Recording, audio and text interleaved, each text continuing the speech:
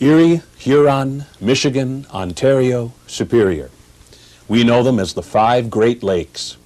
Between them, they hold the largest surface of fresh water on Earth. All but Lake Michigan share shoreline with Canada, and each is unique in its offerings to commercial ventures and pleasure seekers, as well as in the dangers that threaten ships out on their waters. As maritime historian and author William Radigan noted in his book Great Lakes Shipwrecks and Survivals, during the 20 years between 1879 and 1899, some 6,000 vessels were wrecked on these inland seas, and of this number, more than 1,000 were total losses of ships, cargoes, and hands. Nowhere in the Atlantic or Pacific is there an expanse of 90,000 square miles to muster such a record of death and destruction. All told, experts estimate that more than 10,000 shipwrecks litter the floors of the 5 Great Lakes, each disaster with its own tragic story. Sobering numbers indeed.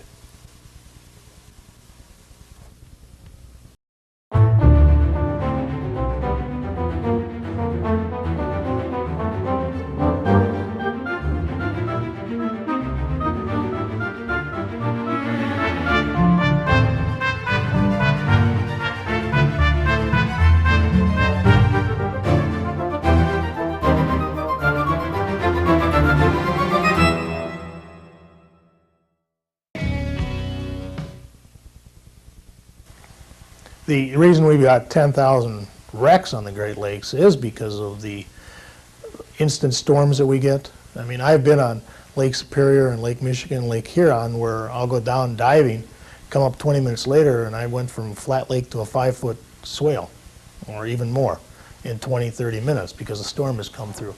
We have a lot of different, I mean, you've got the Great Lakes basically on the west end is plains. Okay, you've got the plains coming in, which is flat country. On the east side, you get into a little bit, probably not enough of the Appalachian Trail, and mountains are too far away from the Great Lakes, except for Lake Ontario on that. So you've got this open area that is pretty much plains and flat lands, and that weather can come in very quickly and create a storm. Plus you've got the Arctic winds that are coming down from Canada, and the two meet, and it causes some problems, both, and that has been historically known, you know, in many a different, the 1905 storm, the 1913 storm, the 1940 storm.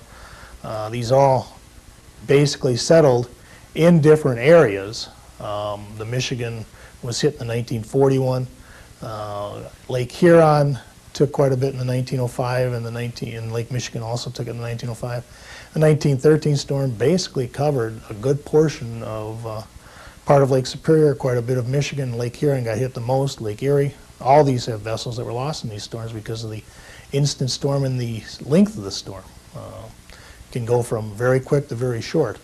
We've been on the lake, we've seen white sprouts, okay, where you look out there and there's basically a water tornado going on, and you can see it, and 5 minutes later it's gone, okay? And there's been documented history where ships have met these and disappeared.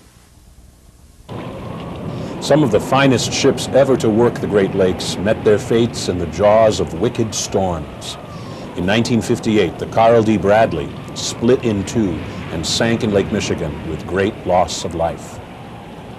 Only a few years later, in 1966, the Daniel J. Morrell suffered a similar fate, breaking apart on the surface and sinking into the depths of Lake Huron. Then in 1975, in what might be the best-known Great Lakes disaster of them all, the mighty Edmund Fitzgerald lost its battle with a raging November storm and dove to the depths. Its entire crew was lost. The accounts of these disasters send shocking reverberations from coast to coast, serving as grim reminders of what might happen when the creations of humanity lock horns with the forces of nature. In the cases of these 3 ships, the news seemed unbelievable. How could such a thing happen in the age of modern shipping, when vessels were equipped with radar, state-of-the-art technology, and communications, and the knowledge gained from a long history of navigating the stormy waters of the Great Lakes? Could these tragedies have been prevented? Although they were responsible for the demise of more ships than any other natural cause, Storms were by no means the only villain in the history of Great Lakes shipwrecks. Some vessels were brought down or torn apart by ice, as in the case of the Rouse Simmons, often remembered as the Christmas tree ship, which ran into a nasty storm on Lake Michigan in 1912, only to lose her buoyancy after becoming encrusted in ice. Low visibility or fog is another element of the lakes, often causing deadly collisions. Such was the case with the Senator, which went down in 1929, a year that saw a large number of ships beaten down by the forces of nature.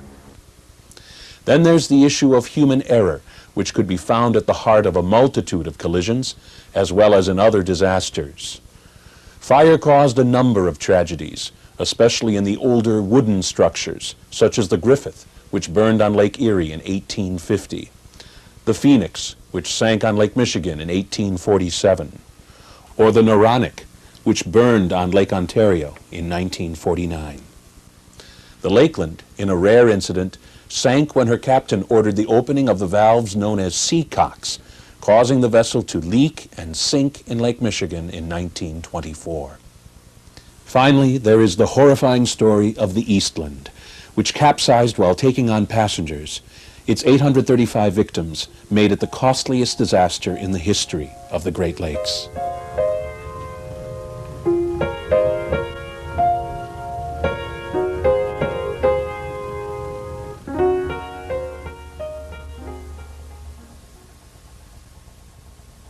Great Lakes storms by nature can be much nastier and more difficult to navigate than storms on the ocean. This was especially true in the 19th century, before the advent of radar and modern communication systems. You didn't have a whole lot of choice whether you were out there or not, because the captain had to be his own weatherman. There was no weather channel to pick up, and the weather reporting was pretty primary. And if they're flying the storm flags, the smartest thing to do is stay in port. But of course, ships don't make any money when they're in port.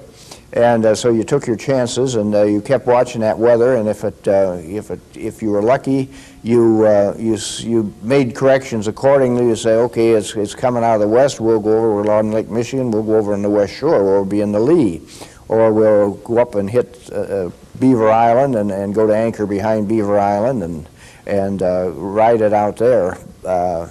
But you were continually watching that weather and continually trying to figure out how to keep going and yet stay ahead of it or keep it moving. And better constructed ships, again with new high tensile steel. They don't have riveted construction anymore. It's all welded construction. Better navigation instruments such as the GPS, which is a tremendous navigation instrument. Better radars than they had when they first came out. They improved those tremendously over the years. In the early days, of course, there were no controls. There were no requirements for demonstrating a capability to sail. And as a result, there were a lot of people who simply built a ship and sailed it, and it either was badly built and came apart, or it was wrecked, or it was just simply put up in a mud bank someplace when they lost interest and left. As time has gone along, of course, there have been more and more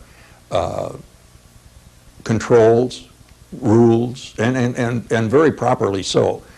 The early days, there were the best equipment you had was yourself, your eyes, your ears, even your nose. Of course, today the equipment you have, as a matter of fact, I would be willing to wager that the average 40-foot yacht today has got better equipment on it than the Edmund Fitzgerald had. And you can locate yourself and people that are around you so much better. There was none of that in the early days. You sailed pretty much by instinct. And it's amazing to me that more men weren't lost. But there were certainly a great many who were. Well, that's one thing. The waves are closer together on the Great Lakes than they are on the ocean. They're farther apart on the ocean, and which makes for bigger seas. When you get bigger seas, they're farther apart. That's what happens on the Great Lakes. You got shorter distance, like Lake Erie, you got short and choppy because it's so shallow, see. But the bottom and the contour of the bottom has something to do with how the seas run. October and November have been the toughest months on ships sailing the Great Lakes, where changing weather patterns can turn calm seas into angry waters in a matter of hours. People working the Great Lakes during these 2 months might become accustomed to sailing under very difficult conditions, but they never take nature for granted. I think when you consider the extreme number of vessels that have vanished without a trace on the Great Lakes in November storms, this is a common occurrence. It's not something that needs a supernatural phenomenon to explain it. The Great Lakes in November are violent, dangerous places to sail. Ships go down and sometimes no one's there to see it. But anytime your vessel's bouncing around, it makes it a little more difficult to use your navigation instruments, whether it be the radar or taking a line of bearing or taking a stopwatch or looking at even looking at the radar screen is a little difficult if you have to hang on real tight.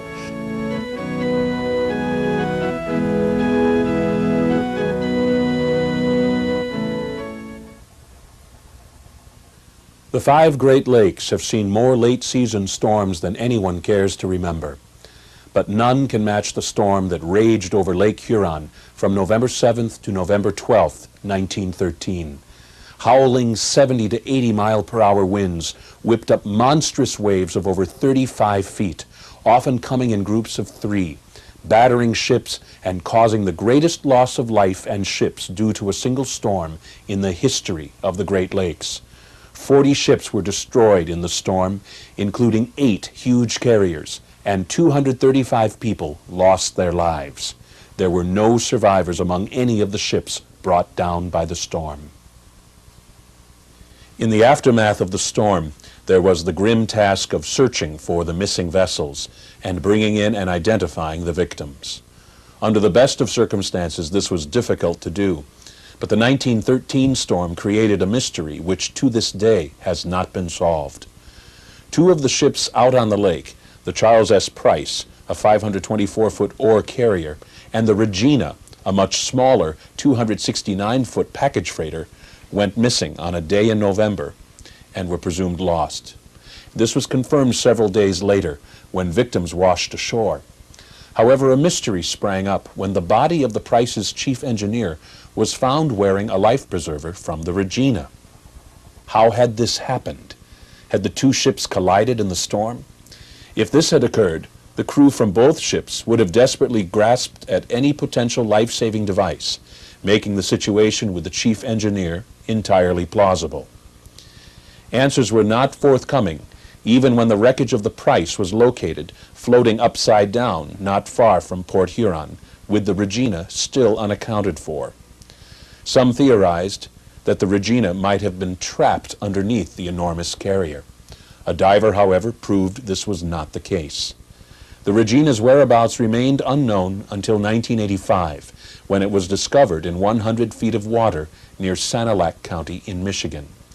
It too had come to rest upside down, and its hull was badly damaged. Had it been a victim of a collision? How had she met her fate? No one would ever know for certain. All told, 48 lives were lost, 28 on the Price, 20 on the Regina. Men from one ship had life jackets, identifiable bodies had life jackets from another ship. Now the question is, did the ships collide, or did one go down and the other ship rescue some of the crew, and then they were lost?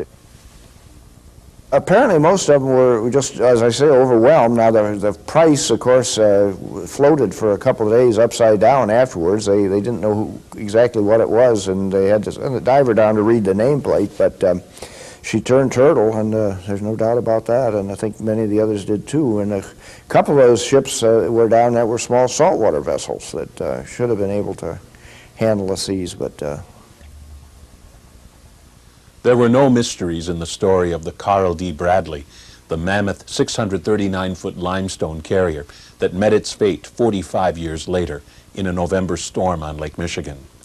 The disaster claimed 33 men, but 2 lived to bear witness to how the ship had broken in two on the surface of the lake. That such a thing could happen seemed inconceivable at the time of its launching in 1927.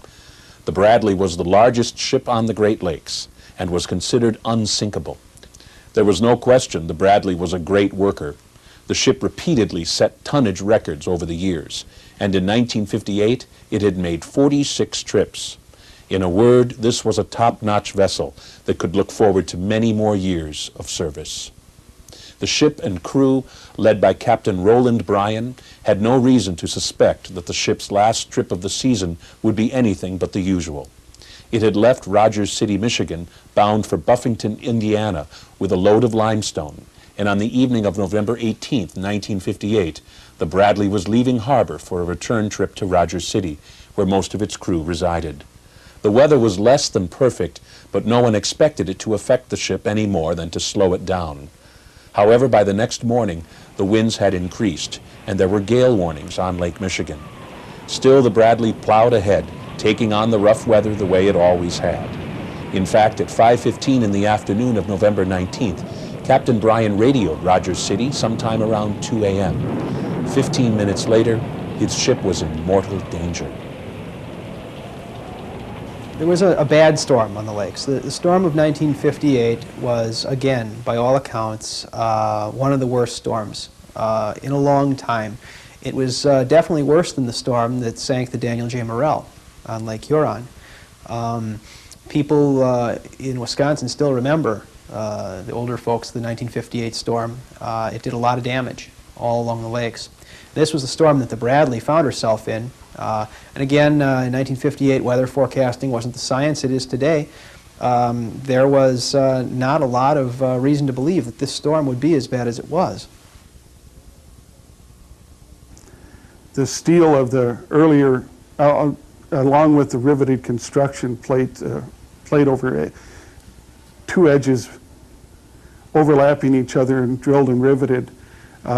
There's a lot more working going on with that system. The steel had a lot of carbon in it. They didn't have the metallurgy knowledge that we do nowadays. And with that working, those rivets would actually, in a bad storm, crew members have reported them going off like shotgun shells. If the ship was working hard enough, it would shear the end off that rivet and squeeze it out one way or the other, either in the cargo hole or out into the lake. But the Bradley worked their way up the Wisconsin coast and basically had gotten up near Gill Island, about 12 miles off Gill Island, up in the Beaver Islands, and was fighting waves in the 20 to 25 foot area. Again, the vessel was empty, so it was only in ballast water, so it was basically high in the water. And again, imagine there was enough wave action to have this thing work its way back and forth until the steel at some point became brittle and she snapped in half. Vessel went down very quickly. 2 crew members were the only survivors that came out of this thing. They were found like 25 miles away the next day. The rest of the crew was basically lost. There was different vessels in the area that went to their aid to search for them, but nothing was ever found. The wreck today lies in 360 feet of water. 2 members of the crew, first mate Elmer Fleming and watchman Frank Mays, survived the tragedy. Fleming and Mays, along with 2 other members of the Bradley's crew, managed to swim to one of the Bradley's rafts, upon which they floated through the night, facing frigid temperatures and high seas while they awaited rescue. Sadly, one of the crewmen was lost when the raft tipped over in the high waves, and another, beaten down by the ordeal on Lake Michigan, jumped overboard in a misguided attempt to swim to a shore that was nowhere in sight. Fleming and Mays held on and were eventually rescued. The loss of the Bradley carried a controversy in its wake when a dispute broke out between the Bradley's insurers, which claimed that the ship had been lost due to negligence, and the company that owned the Bradley, which suggested that the ship might have broken up as a result of its crashing into a reef. Fleming and Mays, as survivors, found themselves caught up in the debate. Safe harbor would have been in Door County, Sturgeon Bay, but he had any opportunities coming up to the eastern coast of Wisconsin to have put in a Sheboygan or Fond du Lac or Milwaukee, or even Port Washington has the coal power plant there. They were taking coal on from ships at that time and sit out until morning. The controversy about the Carl D. Bradley is still pretty much alive today, because the shipping company that owned her insisted that she never broke in half on the surface, and that she was intact on the bottom. And the next year they actually went out and found the wreck and did a drop camera survey on her, and they claimed that she was intact. They followed the railing all the way down. And the crew that survived were fairly adamant that she broke in half on the surface. They saw it break in half. And so there was a lot of controversy about it. Now, there has been a recent expedition to the wreck again, and it's actually been dived by scuba divers, as has the Fitz and the Morrell. But scuba divers went down and took a look at it very briefly. But the people who have seen it, again, say that it's somewhat inconclusive, but it looks much more like it's broken in half now. When they did a drop camera survey, they had a hard time following the continuity of the hull. This time, when they followed the hull, you can see that it's actually in two pieces. It may, however, be connected with a tether of some sort, like the Fitz, initially was, because the stern and the bow section are very close together, and they're actually in line. So it really is difficult to tell, because it's in northern Lake Michigan, where Green Bay lets out, and the visibility in that area is notoriously low. So, I mean, even on a good day up there, you're lucky if you get 5 feet of visibility. We had the Marine Historical Society Detroit. I was active in that for many, many years. And 4 or 5 years, in the early days, we used to keep voluminous minutes, and every time a speaker spoke, it was all written out. They don't do that anymore. But this one set of minutes, there was an architect, a naval architect from the University of Michigan, who was speaking about how they design, test, and build these modern freighters. And he mentioned, he says, now, we can build all these safety factors into the ship, but what happens after they're launched and how they're treated by the loading docks and the crews, we can't control that. And he says some of the ships have had a lot of their life taken away from them by improper loading. For example, the Carl Bradley. Now, this was like 8 or 10 years before she sunk. And so this man cited her as an example of a modern vessel that had been mistreated. Now, I never saw that come out in the hearing, and of course, the minutes we had we never published them, so they didn't know. But I thought it was kind of ironic that here was a ship, and there were other ships out there the same night in the same storm that didn't break in two. The Bradley case might have been messy in court, with lawsuits piling up and arguments raging over how the ship was lost. But an important safety measure was initiated after the loss. Like most vessel losses after aftermaths, was that the radio was, in 1959, all ships were required to have their radios put onto a backup battery system in the pilot house. So if they did lose connection, they would still be able to put out an SOS.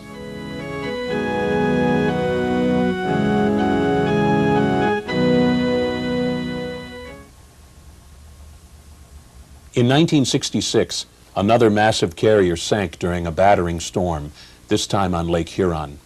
The Daniel J. Morrell, a 603-foot behemoth, was another Great Lakes workhorse, and in this case there was only one member of the crew that survived. The Morrell was on its final run of the season when it came up against forces of nature that it could not endure.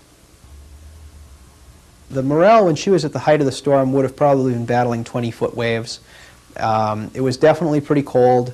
You're talking about near freezing conditions, intermittent snow squalls, a very high wind. When we sailed out of Harbor Beach that evening at about 5 o'clock, it was almost flat calm. And it was only a couple hours later, and we were in heavy seas 15 to 20 feet, and heading north up towards the north end of Lake Huron. And it picked up really fast. It just was like a couple hours we had really heavy seas. And of course it started to rain, and it was a very nasty night. And I think if I recall, the Morrell sank somewhere around midnight or close to it, and we were still off of the entrance to Saginaw Bay at that time, not making very good headway, maybe at only a mile or two an hour. And we never heard anything from the Morrell, but I was having a tough time myself, so I finally decided I had to turn around and head back south to Port Huron and get out of that heavy sea. I've talked to people that actually sailed on the Daniel J. Morrell, and in 1966, this vessel was 60 years old. By any standards, this was a very old vessel on the lakes. In fact, she had been mothballed and brought back out into service to try to squeeze one more run out that year. People that I talked to that sailed on her said that she was a rust bucket. You could put your hand through, places on the vessel. She was so rusty. And that was not uncommon to have vessels that were in that shape out on the lakes back in the 50s and 60s. She was probably in no condition to be out in the type of weather that she was in. The Morrell, like the Bradley, had been built at a time when the steel used in construction was inferior to the materials used in the modern era of shipbuilding. In stormy, frigid waters, the older steel could become brittle, and the constant pounding on the seas could lead to the kind of fracture that did in the Bradley and the Morrell.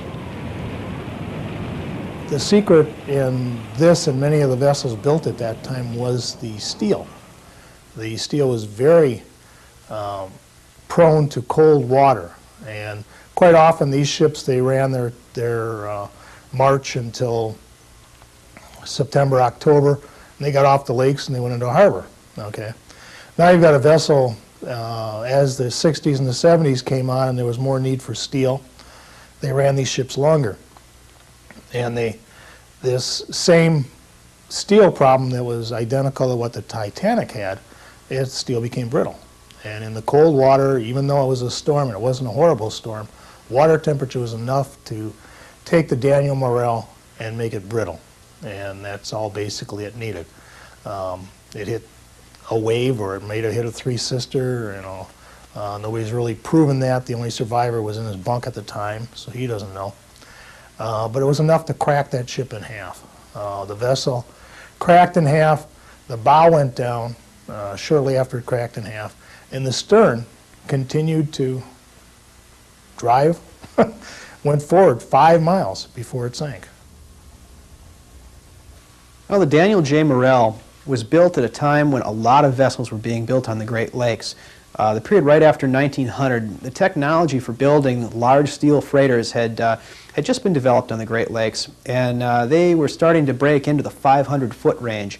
A lot of people don't realize that that's not much smaller than a lot of the modern freighters. The vessels that were built right around the turn of the century looked a little different, but were not that dissimilar from the vessels that are on the lakes, say in the 60s and 70s. The Daniel J. Morrell, like most of her sisters, though, built around that period, was built with the best technology and steel that they had at the time. And unfortunately, that technology wasn't really state-of-the-art yet. The steel that was used to construct vessels back then had a really high temper, meaning that it was somewhat brittle.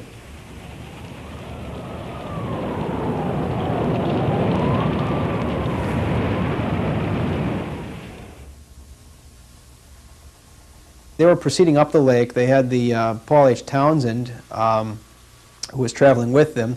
The Townsend was in probably a little bit better shape than the Morrell, but as they got off of Point au Barque in that area, the vessel basically broke in two. There was only one survivor, so we do know something about what happened from Dennis Hale, who was the only person to survive the Daniel J. Morrell disaster. Deckhand Dennis Hale's survival is truly an amazing story in an otherwise tragic tale. Hale was off duty trying to catch some sleep when he heard the loud banging that signaled the breaking up of the Morrell. Groping around in the darkness, he grabbed a pea coat and ran up to the deck, wearing only the coat and his underwear. This would be his only protection from the bitter cold and freezing waters as he clung to life aboard one of the Morrell's life rafts. Later, when he learned that the rest of the Morrell's crew had perished, Hale's comment was simple but profound. Why am I alive? Fortunately, he didn't try to get off the raft because they say if he would have tried to get up, he was actually frozen to the metal raft. He would have lost a lot of skin. They had to literally thaw him off of the raft. When he was there, he had an afterlife experience laying on the raft. He saw an apparition of an elderly man appear to him and tell him not to eat the ice chips on his pea coat, which in fact proved to be a life-saving advice because it would have lowered his body temperature even further than it already was. And what happened finally, a Navy helicopter, a Coast Guard helicopter spotted them spotted him from the air, and they were able to rescue him. And part of what they attributed Dennis Hale's survival to was the fact that he was a physically large man. He had a lot of body size. He didn't lose his heat as quickly. But he was in remarkably good condition, too, considering he had some frostbite, and they had to do, I believe, an amputation on one of his toes. But beyond that, he was in fairly good condition, considering how long he'd been out there. Truly a miraculous story of survival. It's almost unbelievable. 28 men lost their lives on the Daniel J. Morrell. Many died of exposure in Lake Huron's unyielding, pitiless waters. Another great vessel had lost its battle against nature, sending shockwaves among all those working on the Great Lakes. Mariners never take the lakes for granted. They're well aware of the dangers, especially in October and November. Yet it's always shocking when another ship disappears in this very special fraternity. The loss of sailors is the loss of brothers. On the floor of the lakes, the ship's remains serve as silent reminders. Perhaps the best-known story of all is the story of the Edmund Fitzgerald, the rugged 729-foot ore carrier that sank in Lake Superior in 1975. Memorialized in Gordon Lightfoot's popular The Wreck of the Edmund Fitzgerald, the Fitzgerald stands as one of the most tragic losses in modern Great Lakes shipping.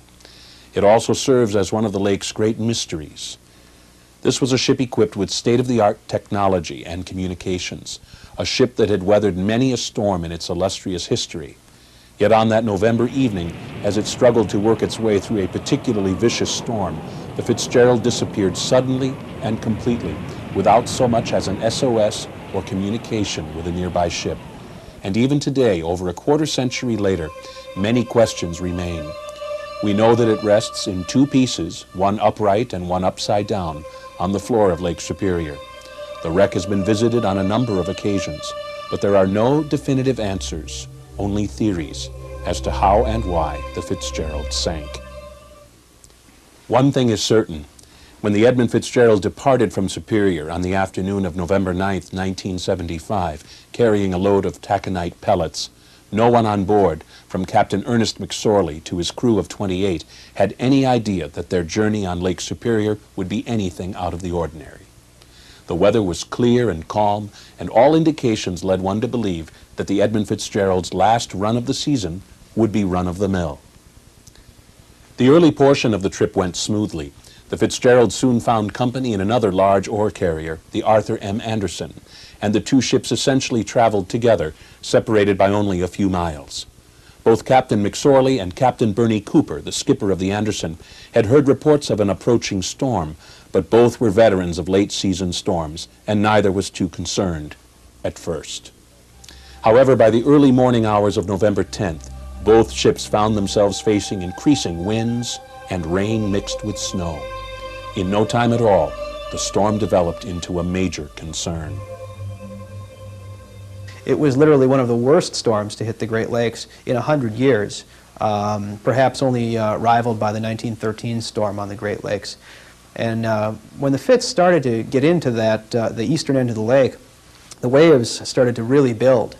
And she decided to try and get under the lee of the Canadian shore where there are some high bluffs, so that, perhaps that would cut down some of the force of the wind. The Fitz was under load, so she was pretty low in the water. She wasn't getting too much trouble from the wind. It was primarily the waves that were causing the problems. And the waves on the lake were anywhere from 10 to 30, and some reports even 40 feet that night, depending on where she was. As she came into the eastern end of the lake, and she came up around Caribou Island, she sort of hit what we might term the eye of the storm. It became a little bit calmer in there. It was at that time that the Fitz started to really develop problems. Around the northern part of Lake Superior, the storm intensified and continued. And at that point, it was really the captain's hope to make Whitefish Point and throw the hook at that point and rest and relax. While in process, the vessel lost its radar and some of its other essentials for tracking and relied upon the Anderson to keep an idea of where they were.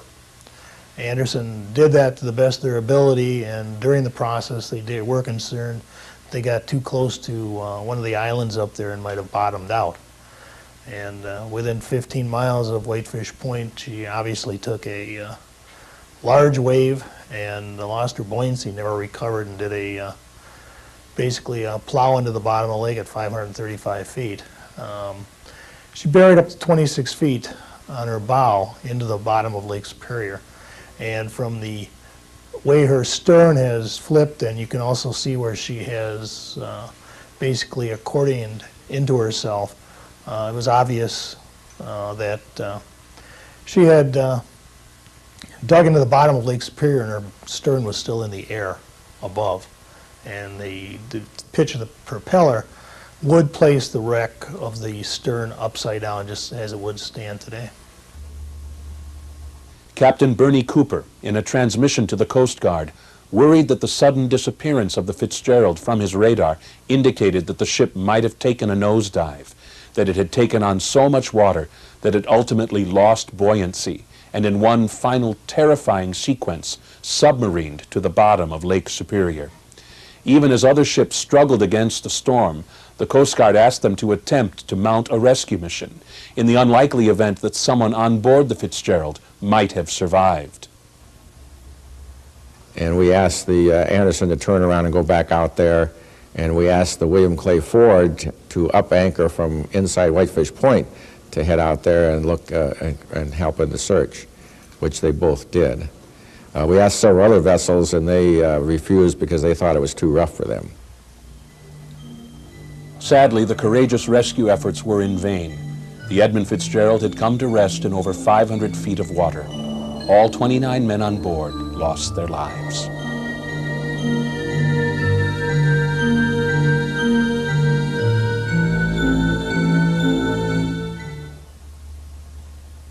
The loss of the Edmund Fitzgerald was reported in newspapers across the United States, and out of the headlines arose a mystery.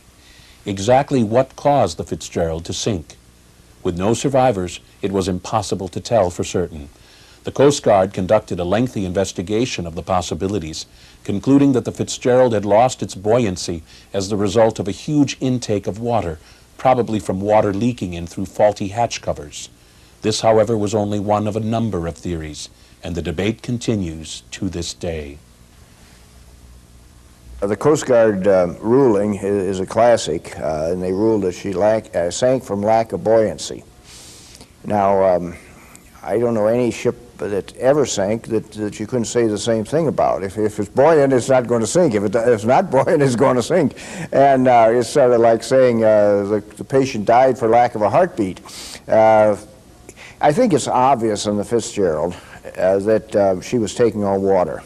Now, the Coast Guard seemed to think that this were coming around the hatch combings. I don't know. She seemed to, that's an awful lot of water to come in. And of course, the list, taking the list, and that the vent caps blew off, it's my own opinion, just reading everything I could find on the time, that I think she may not have touched that Caribou Reef out there, but I think she came close enough that there was a compression there that blew in her side tanks and that she was taking on water.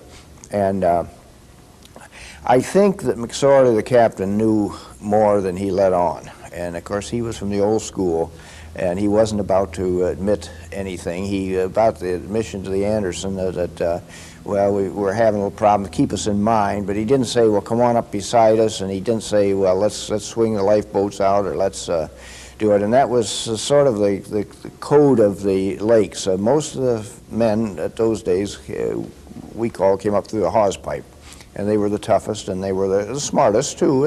They outwitted all their fellow men and worked their way up the hard way.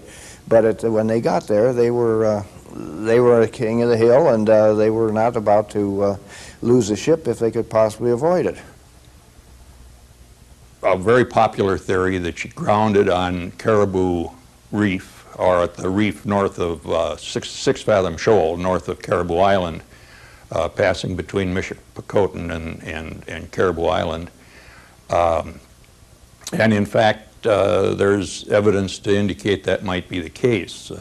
The captain of the Anderson said he was in closer than he should have been, but that was his opinion too. And by doing that, she picked up water, and eventually as the formal findings said, she lost buoyancy and sank. Well, of course, if you lose buoyancy, you sink. Captain McSorley had mentioned in talking with Captain Cooper of the Anderson that he had lost some vents and he had a rail down. That might have been one way the water got in. I really don't feel that's it. I feel that it was a combination of in some manner, perhaps leaking hatches, which is another point that they had brought up. Leaking hatches, or possibly a combination of leaking hatches and the vents. The fact that just as they turned into that passage between Caribou and Michipicoten, the wind switched. They had gotten over against that shore in order to get advantage of the lee from the northeast wind. And then the wind went northwest, which meant they no longer had the lee, and that water was coming in over the starboard quarter, rolling forward down the deck, piling up behind the deck house, and then finally clearing over the port bow. That must have put a tremendous load of water on the deck of that ship, with the possible loose hatch covers and whatever else. Eventually she did, I think, just simply lose enough buoyancy that one of those big seas came rolling over, and the bow couldn't rise to the next one, and it just acted like a down plane on a submarine, and she nosedived, as as Cooper of the Andersons had said. It was a combination of things. I'm sure there was a confused sea coming off the Michigan shoreline as well to help back up those seas that were coming in from the northwest, and it was one of those combinations of just bad circumstances that finally all came together in one spot.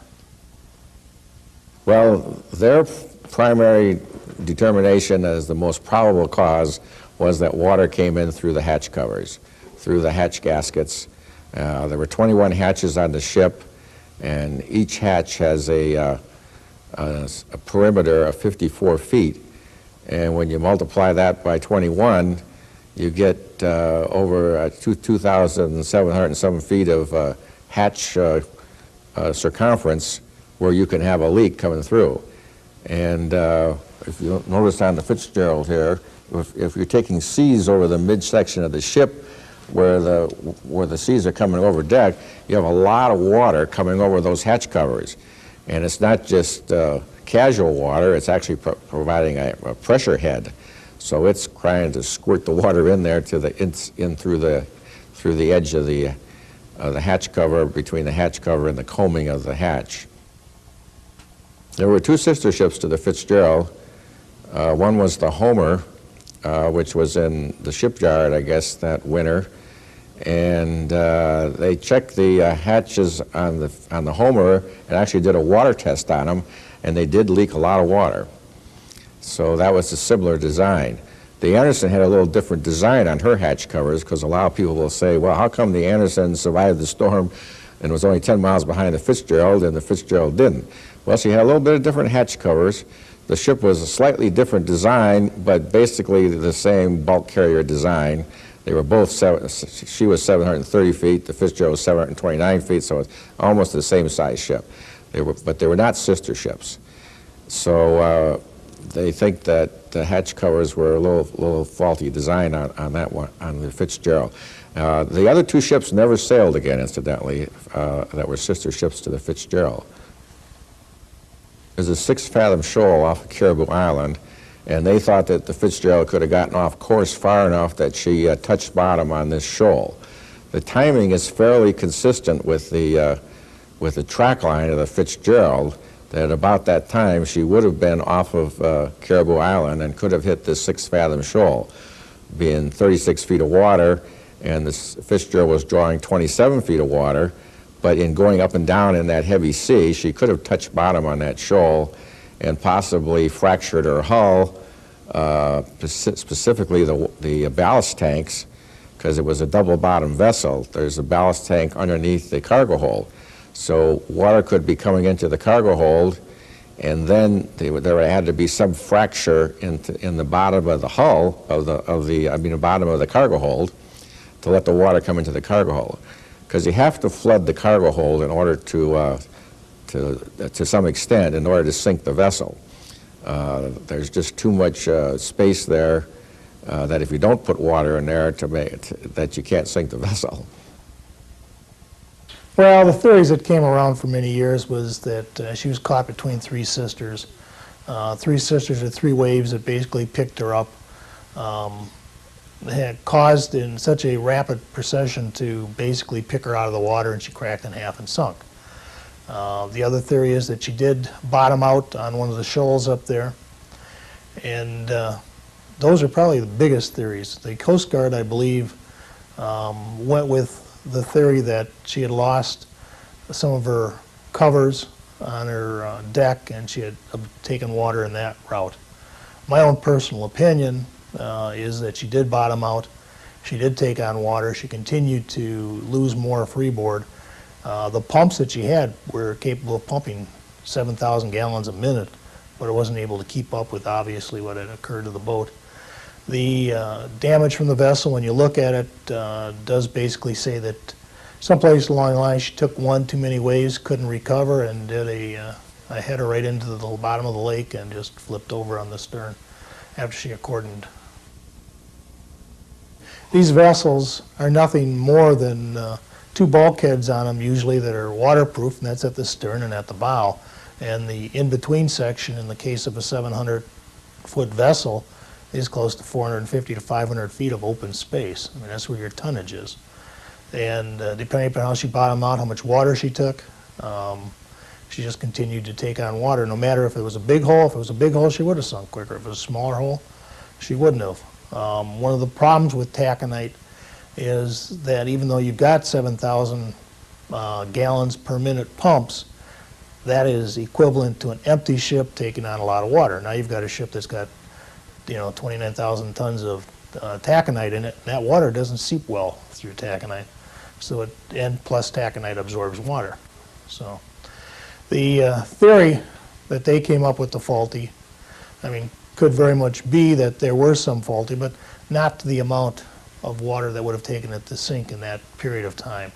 You're talking if it hit the shoal around 3 and it sunk around 7, it would have to take a lot more water through its cargo holds than if on the side where it was basically coming in from the bottom and bubbling up and just taking away buoyancy and more freeboard.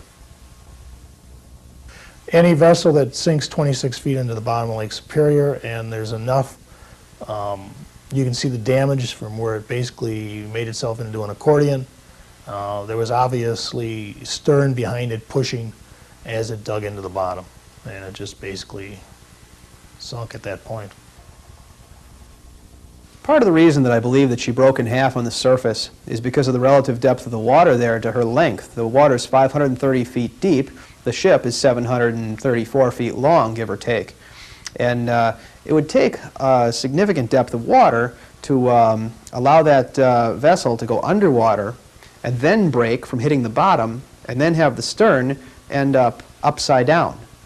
I mean, looking at the physics of what's involved there, you pretty much have to have the vessel break in half on the surface and then sink, and then the stern flutter upside down and hit the bottom. If, as some people suggest, she simply torpedoed and hit the bottom, bow first, I consider it somewhat unlikely that you would then find the ship breaking in half on the, and then the stern somehow ending up upside down. She almost had to break in half on the surface. Each theory added to the mystery, but no single idea was adopted.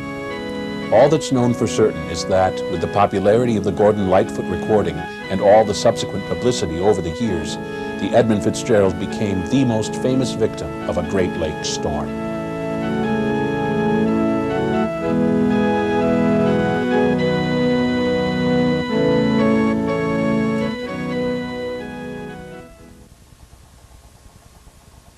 Storms might be the most common cause of Great Lakes shipping disasters, claiming countless victims over the past century and a half. But one other natural phenomenon, fog, has claimed a huge number of victims. Thick pea soup fog, a common phenomenon in the spring, has been responsible for terrible disasters when ships collided while trying to make their way through zero visibility conditions. I went in the fog, we couldn't see the end of the boom. You just hope that your radar's working good nowadays, or otherwise, without the radar, you heard everybody alert, could hear the other people, and you hope everybody's sounding signals. Some guys don't like to be sounding them signals like you're supposed to do every minute, Used to be years ago, there'd be some guys don't want to be sounding signals every time. Some guys would be bitching about being awake. See?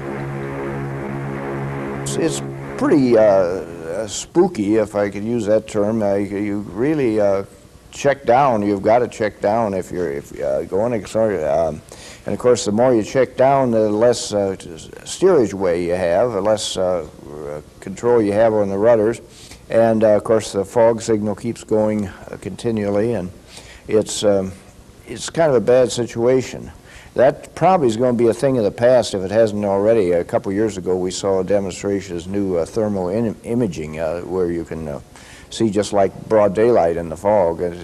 Radar is still tricky in the fog, but this is thermal image. You see the perfect thing. You see a ship 2 miles away, and you can tell where the engine room is because it shows up a different color because there's heat there. And it's amazing.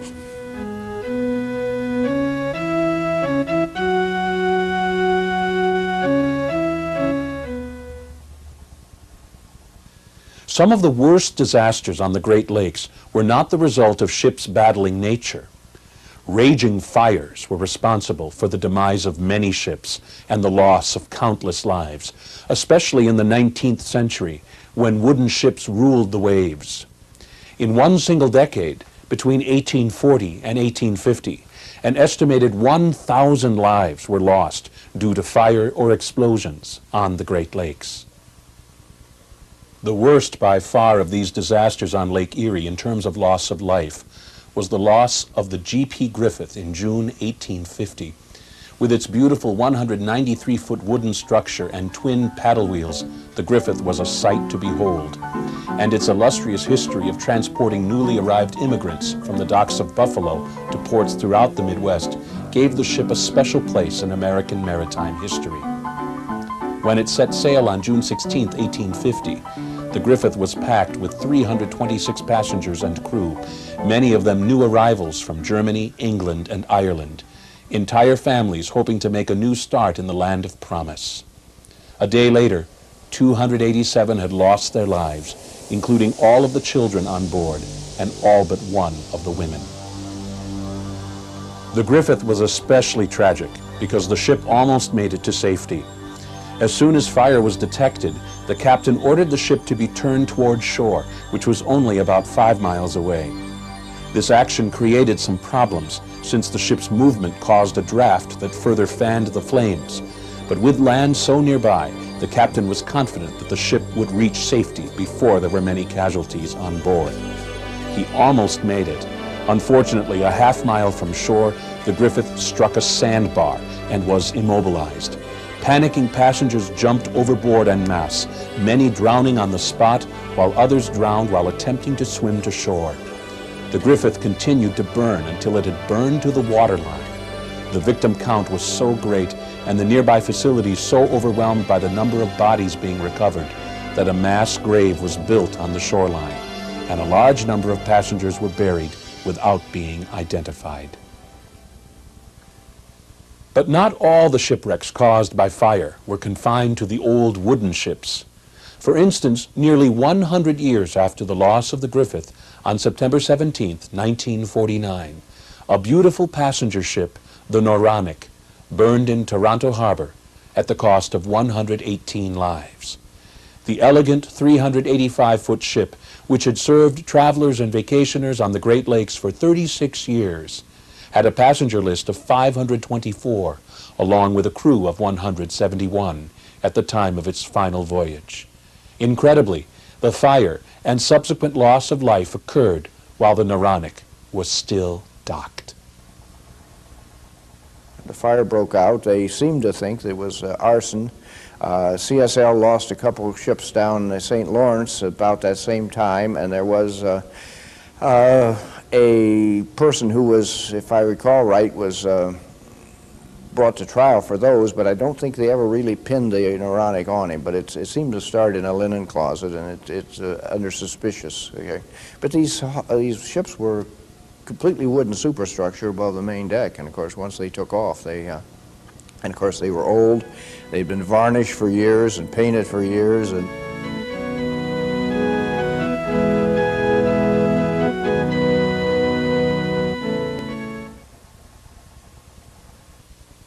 the Great Lakes offer a colorful history filled with legendary stories, heroic adventures, and tragic tales, often colored with the whispers and roars of Mother Nature.